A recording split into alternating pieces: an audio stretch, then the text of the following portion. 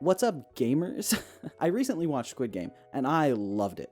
And I wasn't really planning on making a video about it, because it feels like a pretty complete package just all by itself. There's nothing I really need to say. But that was only until I stumbled across a YouTube video by a large purple crab man with more than 1 million subscribers on YouTube. And on that note, please subscribe to my YouTube channel if you're currently watching this video. Thank you very much. Now, his video currently has about 400,000 views, and it also has the worst take I've ever heard. I scrolled through the comments and I saw a ton of people agreeing with him. And then I went and looked up other reviews and saw more people sharing what I felt was a pretty basic misunderstanding of the core ideas of Squid Game. And I cannot stop thinking about it. It's literally haunting my brain. And so I decided I also needed to make a video about Squid Game, even if it's just to help me sleep at night. Now, this video will completely spoil Squid Game. So if you haven't watched it yet, turn this video off, pause it, and go watch Squid Game whenever you can.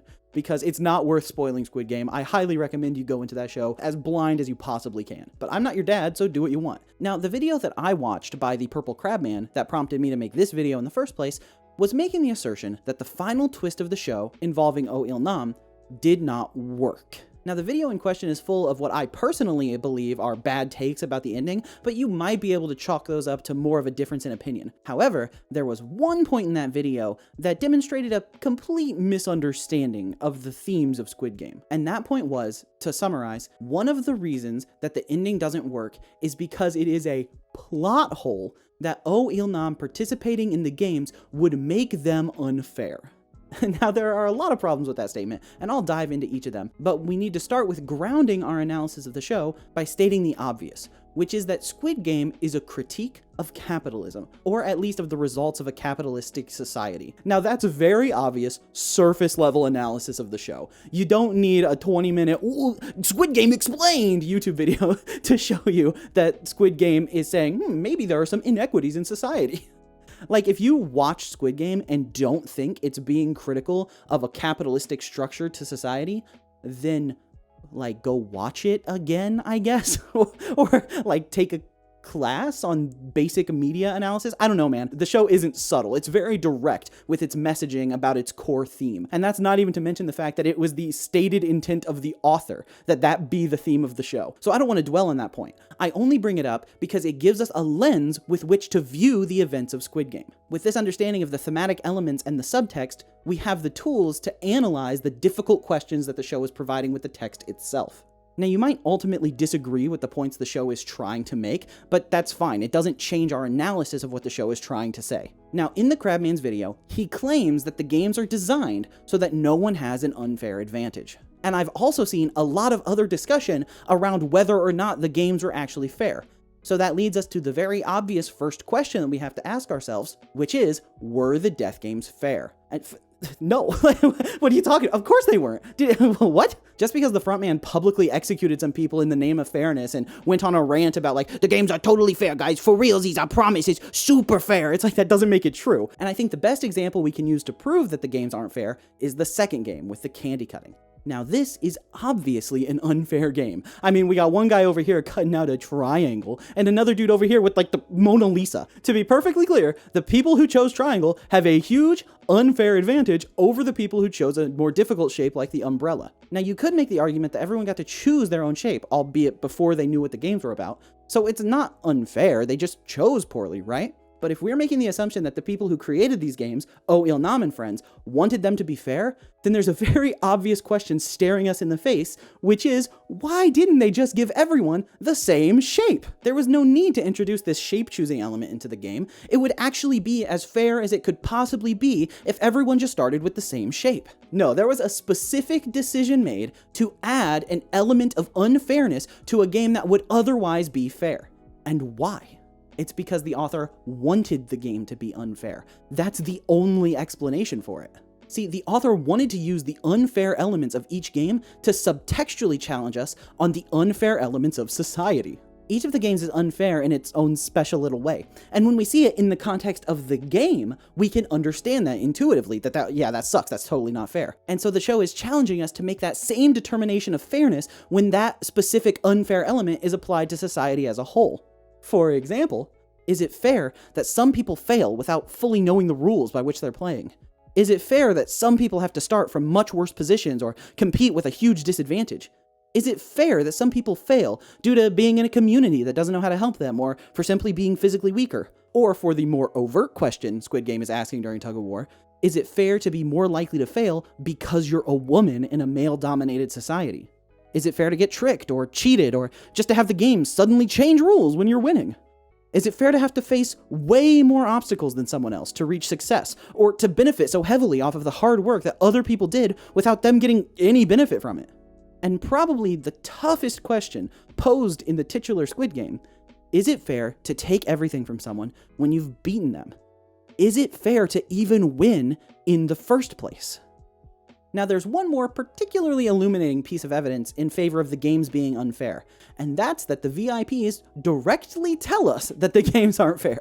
They tell us that certain players in the first game were at a disadvantage due to no fault of their own. I'll play the clip here if I can. In the first game, most of the contestants in the back died after running out of time. Now, what's really interesting about this is that our main character, Gi-hun, had made the exact same point, like literally a minute before the VIPs say it. By having the players and the spectators both reinforce this idea that the games aren't fair in rapid succession like this, they're signaling to us as viewers that there's something up with that concept that we need to take a deeper look into. But it is somewhat strange that the VIPs touched on this idea, right? Don't the people running the game involved at the top believe it to be completely fair? And this brings us to the second major question we need to address, which is, why do so many characters make a big deal about the fairness of the games? Why is there such a spectacle around it? Well, to answer that question, we need to think about which characters are obsessed with fairness in the first place. And to be honest, it primarily comes from the frontman. And why would the frontman be obsessed with the fairness of the game? Why would he cling so desperately to this illusion? I believe it's because he's a previous winner. I mean, think about it. He made a fortune off of the deaths of hundreds of other people. He needs to believe that it's a completely fair and legitimate process because that means he deserves the money and, in turn, deserves to live. I can't even imagine the survivor's guilt that he would experience if he ever had to grapple with the idea that the games were unfair. I mean, he might even live like a bum for a year and not talk to anyone and not even touch the winnings, something like that, just to spitball an idea. But honestly, it would probably be even worse. That line of logic for the frontman clinging to an illusion because he was the winner of an unfair set of games applies directly to lmao and the VIPs being the winners in an unfair society. This is why they also cling to the idea of fairness in the games. It's a metaphor for the rationalization they have for their position in society. Now let's address what I believe is the Steelman version of the Purple Crab's argument, which is that the plot hole introduced by lmao participating in the games is that it is simply too unbelievable that they would still think that the games are fair because him participating without the threat of death is such an obviously unfair advantage. But although that argument makes sense from a logical perspective, I think it completely misunderstands lmao and the frontman as characters. I mean, think about it. The Doctor very clearly cheated in the first 3 games, which would obviously change the results down the line. I mean, if Tug of War didn't have all the strongest dudes being grouped onto one team, maybe different people would have survived till the end. Obviously, his cheating is going to affect the results of the game, but I'd bet money that he'd still insist that those games were completely fair and legitimate because, for his own sake, he has to. And you can apply that same line of reasoning to lmao as well, but we don't even need to, because there are 2 more incredibly important subtextual reasons behind the twist ending as well. The first of which is the observation that all of the powerful people involved view lmao playing without consequences as totally fair and equal to all the people playing with the consequence of death.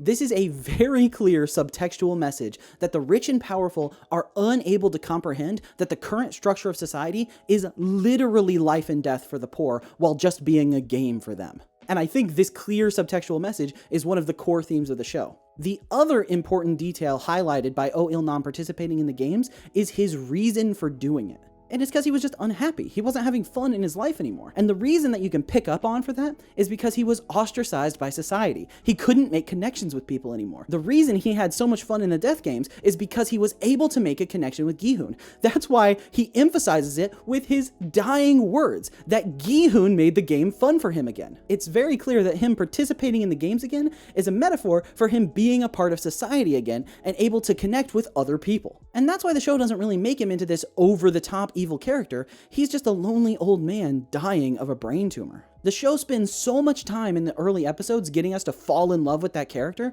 because they want us to feel somewhat sympathetic for him, despite all the evil and heinous things he's done. The show's message here is that he too is a product of the structure of society. They don't want him to be seen as the reason for all this happening. He's also a victim. If he didn't fill that spot in society, someone else would do it. They're trying to send the message that the problem here isn't a couple evil people at the top breaking the system. The problem is the system itself, which is the other key message being sent by this twist ending. The show uses the twist ending to add these details to the thesis that they're trying to send with the subtext of the show. We're all victims of the system.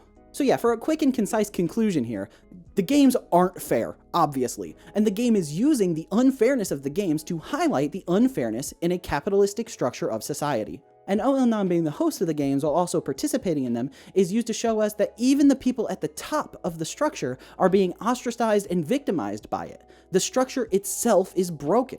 So yeah, I'd suffice it to say that lmao participating in the games is absolutely not a plot hole.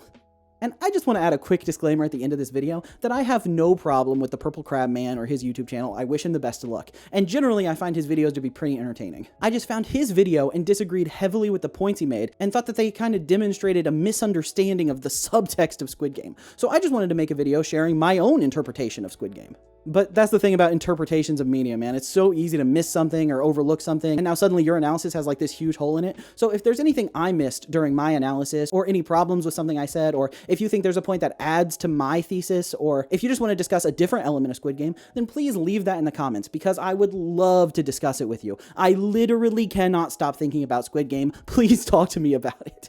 And also, while you're down there in the comments, if you could like this video and subscribe to my channel, I would really appreciate it, man. I'm still a small channel, trying to grow, so every like, comment, and subscription helps me immensely. Also, I usually make game dev related content and not like analysis of Netflix shows, but Squid Game's got game in the title, so I'll take it on a technicality, baby. Bye.